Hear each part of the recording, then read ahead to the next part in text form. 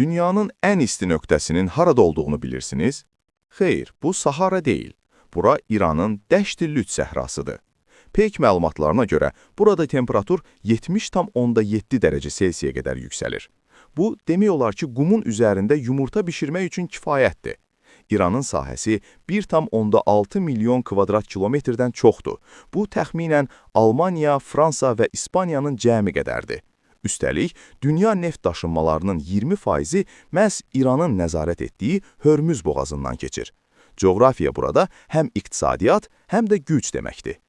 İranı sadəcə quraq yer kimi təsəvvür etmək düzgün olmazdı. Cənubda tropik istilər hökm sürərkən, şimaldakı Elburz dağlarında xizək sürmək olar. İran dünyadakı 13 iqlim tipindən 11-nə sahibdir.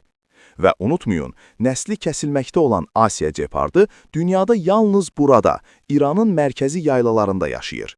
Statistik olaraq, İran dünyanın ən aktiv seismik zonalarından biridir. Səbəb, ölkənin hər tərəfindən keçən nəhəng tektonik qırılmaların nəticəsidir. Amma qəribə olan budur ki, qədim İranlılar bu seismik aktivliyə baxmayaraq, kəriz adı verilən minillik yeraltı su kanalları sistemi ilə səhranı cənnətə çevirməyi bacarıblar. Daha çox belə məlumat üçün səhifəni izləməyi unutmayın.